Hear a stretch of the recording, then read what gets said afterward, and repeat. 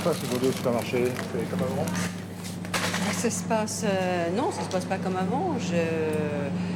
Je fais attention. J'essaie de trouver les produits les moins chers, enfin, par économie, quoi, parce que j'ai pas le même budget. Et bah, avant, je regardais pas, hein, je remplissais mon chariot, enfin, je faisais pas des dépenses inutiles, mais je regardais pas. Là, je fais attention maintenant. 130. 130 francs et 15 centimes. À un moment donné, j'ai même eu, j'ai été obligée d'avoir des bons alimentaires. Là, j'ai eu un petit peu honte à ce moment-là. Après 20 ans de carrière dans l'immobilier comme responsable de service, Sophie, depuis janvier 98, est sans emploi, conséquence du harcèlement incessant qu'exerçait sur elle son nouveau patron. J'ai reçu 15 lettres recommandées en l'espace de, je sais pas, 2 mois et demi à peu près, au total. Mais les premiers, entre novembre et décembre, ça a été une affluence... ah oui, c'était 2 ou 3 dans la semaine quand même, hein. Ça va vite. Sophie était totalement ignorée de la nouvelle direction. Le seul contact avec ses supérieurs, ce courrier lui demandant de justifier ses moindres faits et gestes. Il y avait une aberration totale, puisqu'il y a une lettre que j'ai reçue, et dans laquelle était précisée cette phrase. En effet, la majorité des déplacements qui y figurent, donc sur la fameuse note que j'ai présentée, ne semblent pas concerner les clients répertoriés au sein de notre agence. Ils ne peuvent pas être répertoriés, puisque je vais les trouver moi-même. Je vais les chercher, c'est-à-dire que je vais démarcher, je vais en des rendez-vous en relation, si vous voulez, par relation, etc., pour essayer d'avoir de nouveaux contrats, et on me reproche de me déplacer pour aller les chercher. Ils essaient de trouver des nouvelles choses en permanence. C'est pareil, tous les documents comptables, ils me disent que je les ai dérobés alors qu'ils sont chez l'expert comptable. La personne qui s'occupait de la comptabilité de la TVA venait tous les mois chercher les documents, ils étaient là-bas, les frais de salaire, etc. Tout est là-bas, mais non, c'est moi qui les dérobe. Ça fait beaucoup quand même, hein. Le facteur, je pouvais plus le voir. Hein. Dès qu'il approchait, à la fin quand même, on s'habitue, enfin c'est un bien grand mot, on s'habitue, mais il me faisait un peu moins peur au départ. J'avais l'avis de recommander, c'était l'horreur. Hein. Malgré ses ennuis, elle ne peut s'empêcher de garder le contact avec le milieu. Tu vas bien? Je vais bien, toi. Et régulièrement, elle rend visite à Jean-Claude, directeur d'une agence immobilière et ancien concurrent. Retaper des beaux, refaire des trucs. Enfin, moi, quand je connais Sophie, je peux pas comprendre ce qui lui est arrivé. Parce que je vois pas une motivation, c'est une bosseuse, en plus elle est bien avec les gens. Moi, je t'ai vu travailler, c'est une fonceuse. C'est ça que je comprends pas, comment on peut avoir cette attitude. Non, c'est ça qui m'a terriblement... c'est un très grand choc. C'est incompréhensible, d'autant plus que tu faisais un gros chiffre, t'avais quand même... Oui, je travaillais bien. Je ne faisais pas un gros chiffre, mais disons que je travaillais bien. Ouais. Enfin, je travaillais bien. Depuis son licenciement, elle n'était jamais revenue dans ce quartier de la ville. C'est très très dur de revenir là. Je ne sais pas comment les gens font quand ils doivent éviter quelque chose, mais moi là je suis mal pour le moment. J'ai le cœur qui bat très fort et je ne sais pas si je vais tenir le coup jusqu'au bout. Hein. Vous n'étiez jamais revenu avant là? Non, jamais. Jamais, c'est la première fois.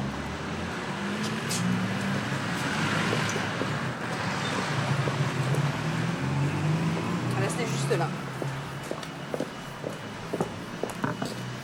Vous n'arrêtez pas pour voir un peu? Non, j'ai pas envie.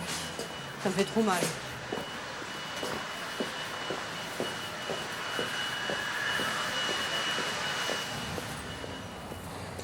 Depuis janvier 98, sur toutes les procédures engagées, Sophie a eu gain de cause avec obligation pour l'employeur de lui verser ses salaires. Pourtant, elle n'a pas touché un seul centime.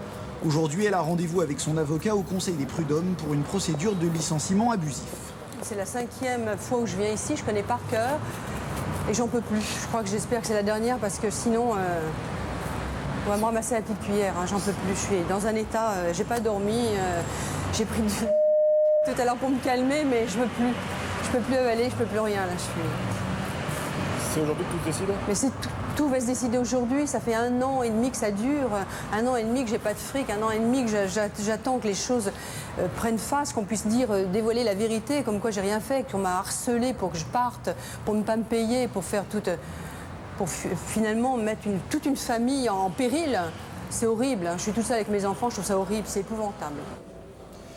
Une fois de plus au tribunal, la partie adverse n'est pas venue. C'est que l'affaire ne les concerne pas beaucoup. C'est ça que je ne comprends pas. Pourquoi avoir mis autant de choses à mon sujet, autant de harcèlement pour ne pas venir à une audience de prud'homme. C'est aberrant quand même. Si on accuse autant quelqu'un, on doit être là. C'est bien la preuve déjà de leur mauvaise foi, je crois. Ça devrait reprendre. Oui, on va y aller voir.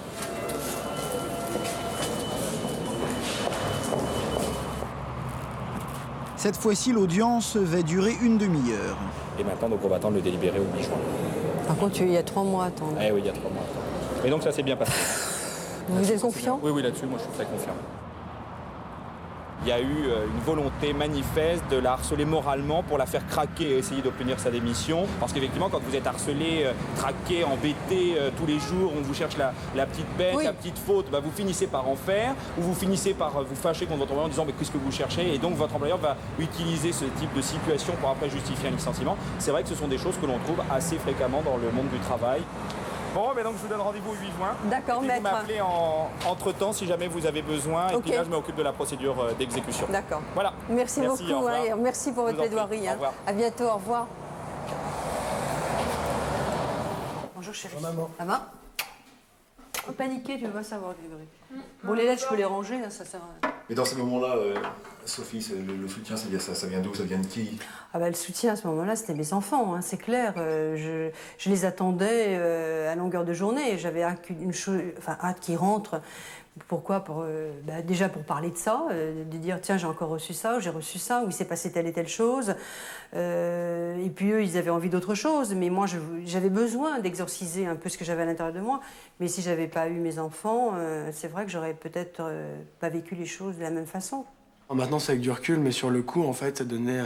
J'avais envie de prendre une batte et aller tous les taper là-bas, quoi, parce que ça devenait lourd à la fin, quand même. Hein. Surtout pas par rapport à moi, ce qu'ils disaient, parce que moi, je comprenais leur procédé, mais surtout sur les conséquences que ça avait sur ma mère, quoi. La voir dans cet état-là à cause d'eux, moi, ça me...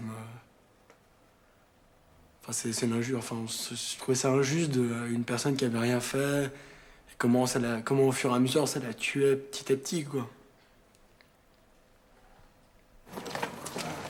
Une période où elle a aussi trouvé du réconfort auprès de ses amis. Tu vas bien? Oui, et toi? Ça fait plaisir de te voir. Ouais, c'est sympa. Tiens, Ouais, t'asseoir là. d'accord. Je me bats pour moi, pour survivre. C'est pas pour lui, si vous voulez. C'est pas contre le patron. C'est pour moi me défendre, pouvoir finalement revivre. Comment? Vous la voulez, forcément. Ah, pour la plaie que j'ai là, ouais. C'est un cancer qui me ronge en ce moment. Hein. Je suis peut-être en voie de guérison, là. J'ai l'impression d'être à la fin, mais c'est horrible. C'est horrible, vraiment. Hein. Sophie a été vraiment, elle a été fracassée par cette histoire. Je crois que vous savez, j'ai pas fait mon deuil. Pour le moment, j'ai pas fait mon deuil de cette histoire. Je pense que j'essaierai de le faire un jour. Mais il y a une chose qui est certaine, c'est que je n'oublierai jamais le mal qu'on m'a fait. Jamais. Ça, c'est quelque chose qui est ancré en moi. Je ne pourrai jamais l'oublier. Je tournerai la page, je vivrai avec, mais c'est quelque chose qui m'a terriblement effondrée.